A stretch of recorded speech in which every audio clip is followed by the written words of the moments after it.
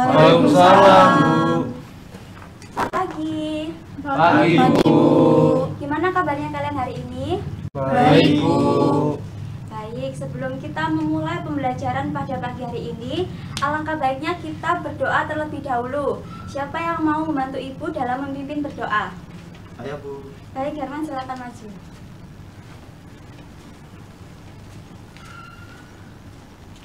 Teman-teman, sebelum kita mulai pelajaran pada hari ini, marilah kita berdoa terlebih dahulu menurut agama dan kepercayaan masing-masing. Doa, mulai. Doa, selesai. Terima kasih Kak Herman, bisa duduk kembali. Ibu absen terlebih dahulu ya untuk hari ini. Siapa yang tidak hadir? Nihil, Bu. Nihil. Kok kalian kelihatannya lemes banget? Gimana kalau kita ice breaking terlebih dahulu biar semangat? Setuju? Setuju. Siapa yang mau bantu Ibu dalam melakukan ice breaking? Saya, Bu. Silakan Nabi.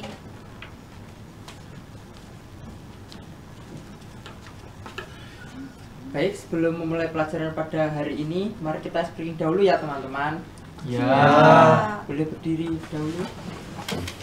Nanti direkam apa yang saya lakukan ya. Ya. 1, Oke. 2, 3. Tepuk semangat. Semangat. Semangat. Sekali lagi ya teman-teman, kayaknya kurang semangat. Yang lebih semangat lagi ya. Ya. Tepuk semangat. Semangat. Semangat. Terima kasih. Ya. Baik, ada yang tahu kita mau mempelajari apa hari ini? Belum tahu. Baik, hari ini kita akan mempelajari tentang flora dan fauna di Indonesia. Sebelum masuk ke materi, Ibu akan membacakan tujuan pembelajaran yang akan kita dapatkan pada hari ini. Yang pertama yaitu melalui PPT ini, peserta didik mampu mengidentifikasikan persebaran flora dan fauna yang ada di Indonesia dengan tepat. Yang kedua, melalui PPT ini, peserta didik mampu mengidentifikasi arti penting flora dan fauna bagi kehidupan. Jika kalian melihat gambar di depan ini, apa yang terlintas dalam pikiran kalian? Tessa dulu. Berbagai macam flora dan fauna dari berbagai daerah. Ya, benar. Roy? Menurut saya keanekaragaman flora dan fauna. Ya, benar semua ya. Baik, yang pertama, apa itu flora? Ada yang tahu apa itu flora? Flora merupakan tumbuhan yang tumbuh secara alami di suatu wilayah atau lingkungan tertentu. Flora dapat mencakup berbagai jenis tumbuhan, mulai dari pohon, semak, rumput, hingga tanaman kecil seperti lumut dan ganggang. Ada yang ingin ditanyakan? Tidak, Bu. Bu, lanjut ya. Berikutnya yaitu fauna. Apa sih fauna itu? Fauna merupakan spesies hewan yang hidup di suatu wilayah atau lingkungan tertentu. Fauna mencakup berbagai jenis hewan mulai dari mamalia, burung, reptil, amfibi, serangga, hingga invertebrata lainnya. Ada yang ingin ditanyakan? Tidak, Bu. Berikut peta persebaran flora dan fauna di Indonesia. Flora dan fauna di Indonesia terbagi menjadi 3 wilayah yang terbagi atas garis Wallace dan garis Weber. Ada yang tahu apa itu garis Wallace dan garis Weber? Tidak tahu. Baik, garis Wallace merupakan garis yang memisahkan antara fauna Indonesia bagian barat dan fauna Indonesia bagian tengah. Kalau garis Weber, garis yang memisahkan antara fauna Indonesia bagian tengah dengan fauna bagian timur. Ada yang ingin ditanyakan? Tidak, Bu. Terdapat beberapa faktor yang mempengaruhi persebaran flora dan fauna di Indonesia. Yang pertama yaitu adalah iklim. Iklim merupakan kondisi cuaca pada waktu yang cukup lama dan meliputi daerah yang luas. Ada beberapa unsur iklim yang mempengaruhi persebaran flora dan fauna. Yang pertama yaitu adalah suhu, kelembapan, angin, curah hujan, dan cahaya matahari. Yang kedua yaitu faktor fisiografi. Lalu yang ketiga yaitu faktor edafik. Faktor edafik antara lain mencakup kedalaman lapisan tanah, tekstur dan struktur tanah, muatan materi organik di dalam tanah, derajat keasaman atau pH, dan kejenuhan basah. Untuk faktor yang terakhir yaitu ada biotik. Sampai sini ada yang mau ditanyakan? Belum. Baik, Ibu lanjut ya. Berikut merupakan persebaran flora yang ada di Indonesia. Persebaran flora yang ada di Indonesia terbagi menjadi 4 wilayah. Yang pertama yaitu wilayah flora Sumatera Kalimantan. Yang kedua yaitu wilayah flora Jawa Bali. Yang ketiga, wilayah flora Kepulauan Malaysia yang mencakup Pulau Sulawesi, Kepulauan Nusa Tenggara, Pulau Timur, dan Kepulauan Maluku. Untuk yang keempat yaitu wilayah flora Papua. Berikutnya yaitu persebaran fauna di Indonesia. Persebaran fauna di Indonesia terbagi menjadi 3 wilayah. Yang pertama yaitu bagian barat, yang kedua bagian tengah, dan yang terakhir bagian timur.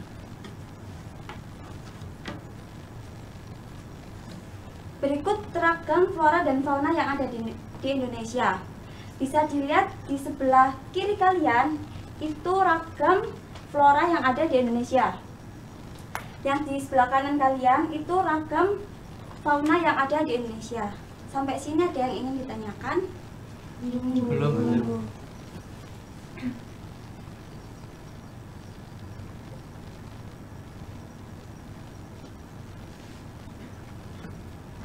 Dalam persebarannya, flora dan fauna pasti memiliki permasalahan. Yang pertama yaitu eksploitasi berlebihan. Yang kedua, kepunahan flora dan fauna. Yang ketiga yaitu ada bencana alam. Dalam mengatasi permasalahan yang ada, kita butuh konservasi untuk menjaga agar keanekaragaman yang ada di Indonesia ini tetap terjaga. Berikut pengertian konservasi flora dan fauna di Indonesia.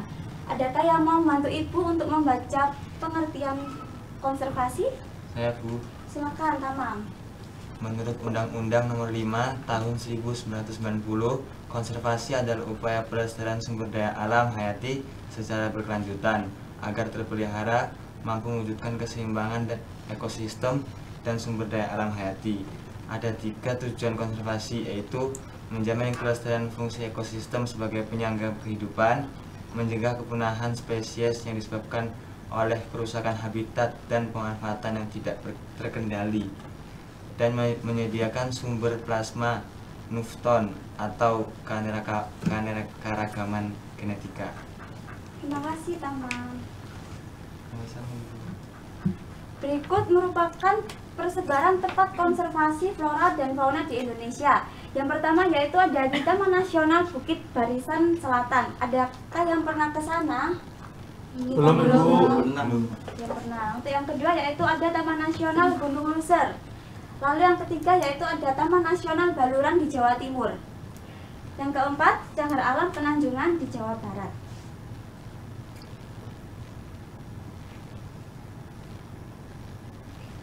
Baik, yang berikutnya yaitu arti penting flora dan fauna bagi kehidupan.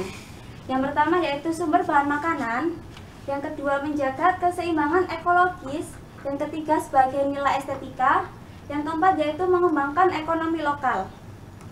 Sampai di sini ada yang ingin ditanyakan? Belum. Ibu akan menampilkan video sebagai penguatan materi yang akan kalian dapat pada hari ini.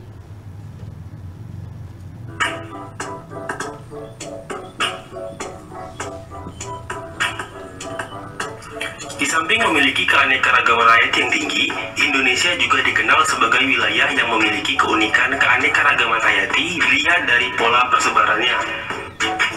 Di dunia, terdapat 6 wilayah atau zona utama persebaran makhluk hidup atau biogeografi, yaitu zona paleartik, zona neartik, zona neotropik, zona Ethiopia, zona oriental atau Asia, dan zona Australia.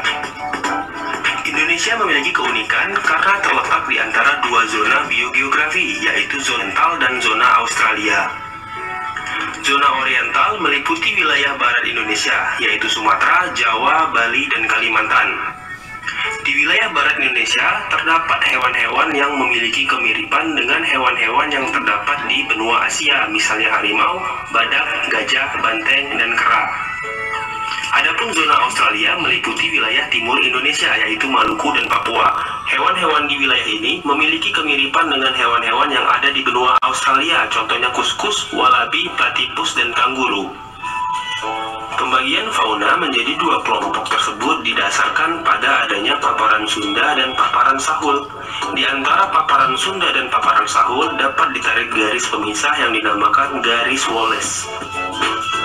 Garis Wallace merupakan garis hayal yang ditemukan oleh seorang naturalis Inggris bernama Alfred Russel Wallace. Pada tahun 1863, ia menemukan garis Wallace setelah ia menyadari adanya perbedaan antara fauna bagian barat dan fauna bagian timur. Garis ini membelah Selat Makassar menuju ke selatan hingga ke Selat Lombok. Jadi, garis Wallace memisahkan wilayah oriental dengan wilayah Australia. Namun selanjutnya, pada tahun 1904, seorang zoologis dari Jerman bernama Max Weber berpendapat bahwa hewan-hewan yang ada di Sulawesi tidak semuanya tergolong kelompok hewan Australia. Menurut Weber, di Sulawesi ada juga hewan-hewan yang memiliki sifat-sifat oriental, sehingga ia berkesimpulan bahwa hewan-hewan Sulawesi merupakan hewan peralihan. Selanjutnya, Weber membuat garis pembatas yang berada di sebelah timur Sulawesi memanjang ke utara menuju ke Pulauan Aru. Garis ini kemudian dikenal sebagai garis Weber. Sebagai bukti Sulawesi merupakan zona peralihan, contohnya adalah di Sulawesi terdapat oposum dari Australia dan kera makaka dari Oriental. Selain Sulawesi, Nusa Tenggara juga termasuk ke dalam zona peralihan. Hewan-hewan yang terdapat di zona peralihan antara lain babi rusa, kuskus, anoa, komodo, dan burung maleo. Dengan adanya garis Weber, Indonesia terbagi menjadi 3 zona pembagian fauna: Australia, Asia, dan peralihan.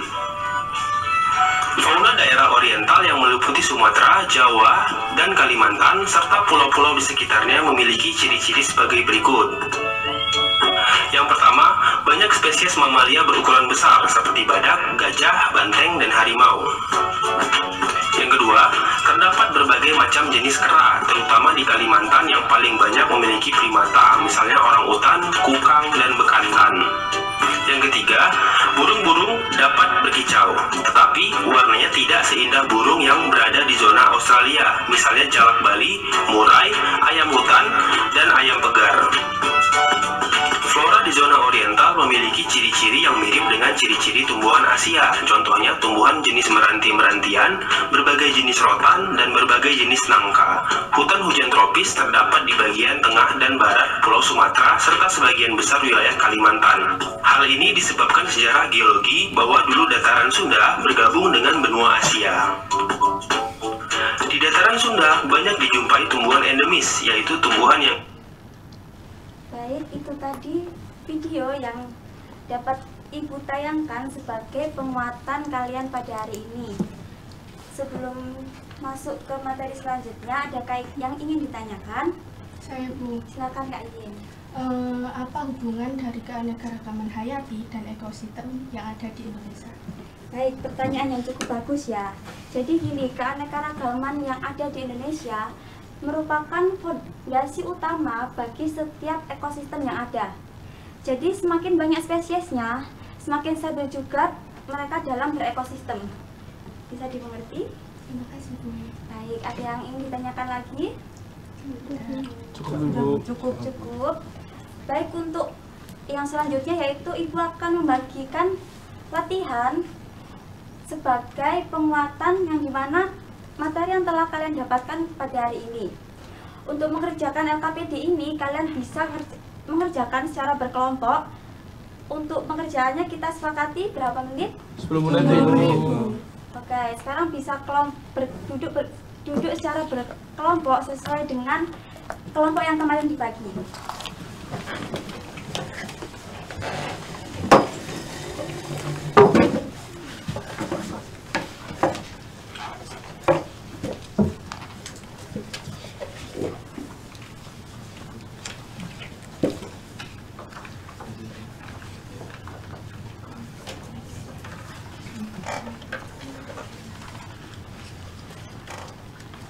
Ibu minta perhatiannya sebentar. Jika kalian ada yang kebingungan bisa ditanyakan ya.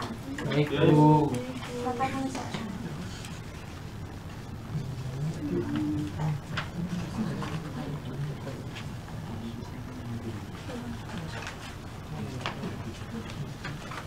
Bu, izin bertanya, Ibu. Ya, Roy.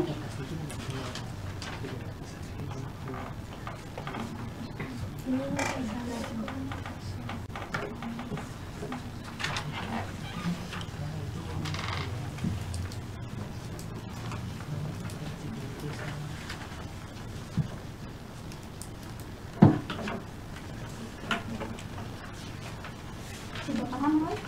Kami, Bu, terima kasih. Ada yang kebingungan bisa ditanyakan ya.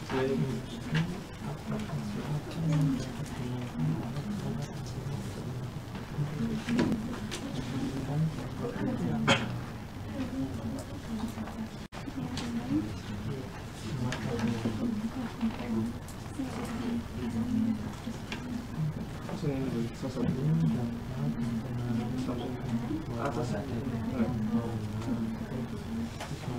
contoh sampai bagian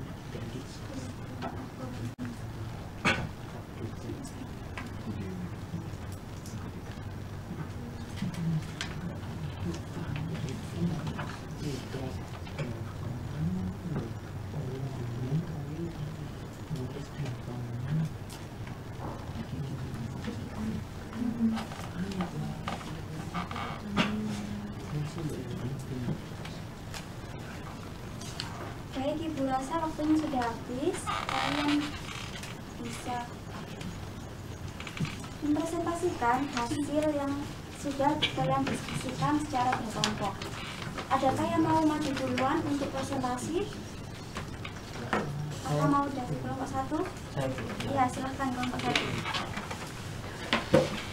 Untuk kelompok yang lain bisa diperhatikan ya.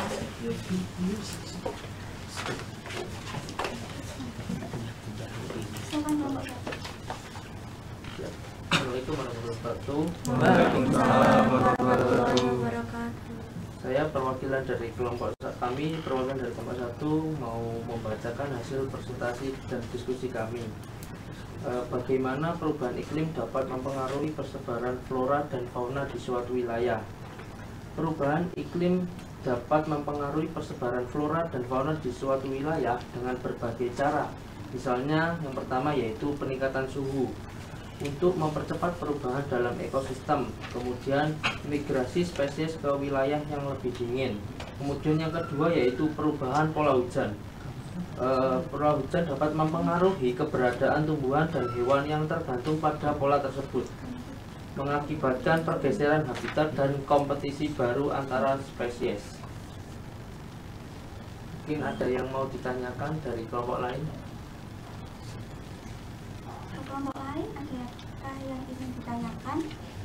Ada, cukup. Cukup. Baik, saya akhiri dari kelompok 1. Terima kasih. Wassalamualaikum warahmatullahi wabarakatuh. Waalaikumsalam. Kasih tepuk tangan ya. Untuk kelompok yang selanjutnya, kelompok 2 bisa maju untuk mempresentasikan hasil diskusinya.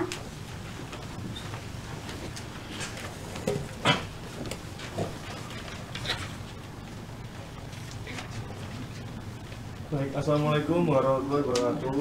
Waalaikumsalam warahmatullahi wabarakatuh. Sedang kami dari kelompok 2 mempresentasikan hasil diskusi.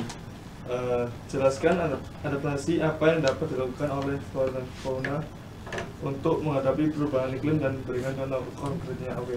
Salah satu adaptasi yang dilakukan adalah pergeseran habitat, di mana makhluk hidup berpindah ke wilayah yang lebih sesuai dengan kondisi iklim yang baru.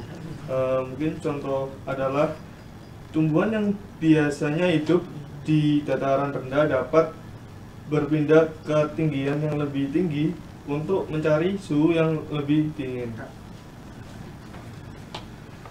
Selanjutnya, adaptasi perubahan dalam siklus hidup atau perilaku, misalnya adalah beberapa spesies burung imigran dapat berjalan imigrasi mereka untuk menghemat waktu dan energi.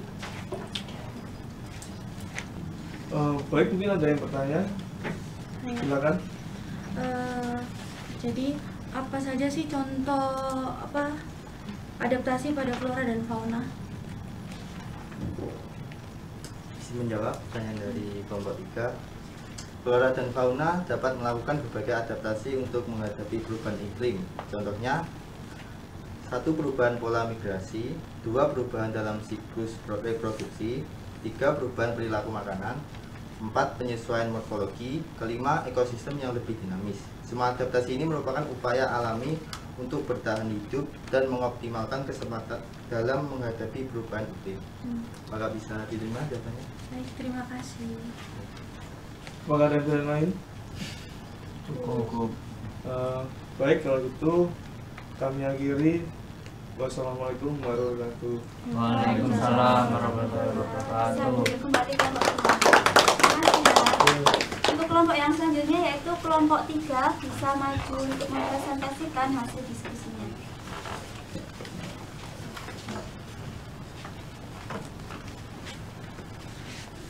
Baik, di sini kami dari kelompok 3 akan mempresentasikan hasil diskusi kami mengenai mengapa penangkapan ilegal menjadi permasalahan serius dalam konservasi flora dan fauna.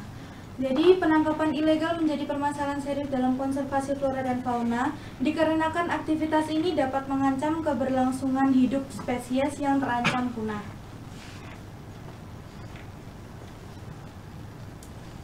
Penangkapan ilegal bisa mengakibatkan penurunan populasi secara signifikan dan bahkan kepunahan spesies. Hal ini juga merusak ekosistem karena mengganggu keseimbangan alami antar berbagai spesies. Selain itu, penangkapan ilegal seringkali terjadi karena permintaan pasar atas produk-produk hewan dan tumbuhan yang langka, seperti gading gajah, tanduk badak, atau satwa eksotis lainnya, yang memicu penangkapan ilegal secara masif. Sekian presentasi dari kami, apakah ada yang ditanyakan? Cukup.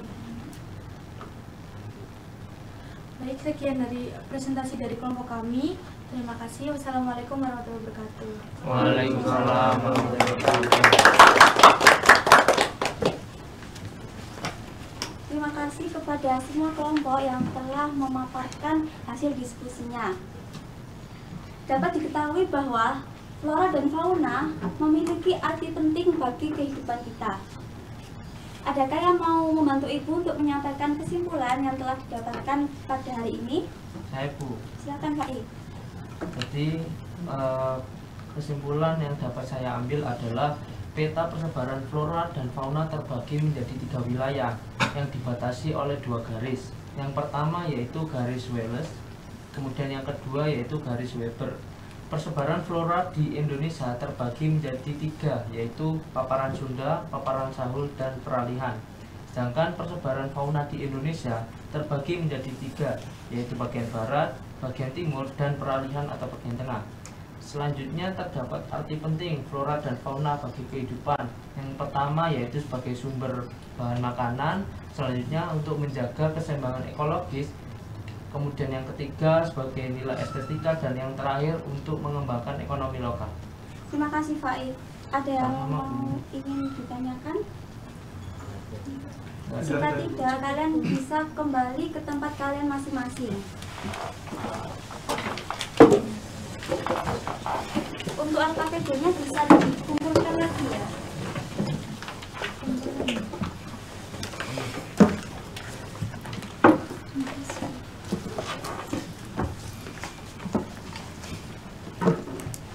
Sebagai penguatan materi hari ini, Ibu akan memberikan asesmen yang akan kalian kerjakan secara individu. Untuk pengerjaannya Ibu batasi maksimal 5 menit. Apakah setuju? Setuju.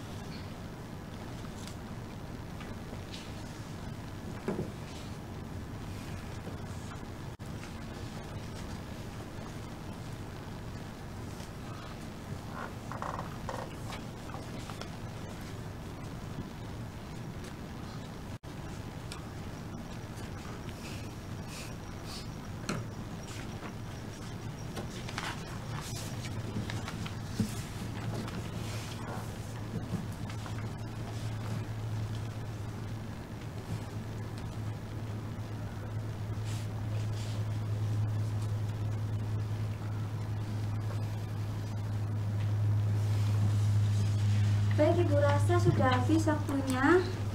Bisa dikumpulkan ya asesmennya.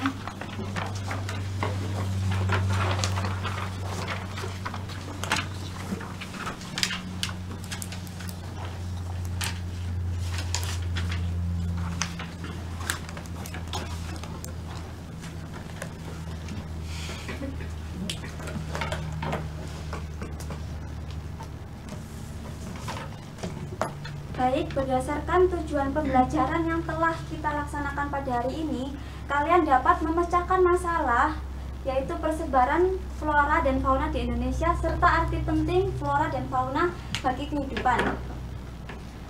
Sebelum menutup kegiatan hari ini, adakah yang mau memimpin berdoa? Saya, Bu. Silakan, Roy.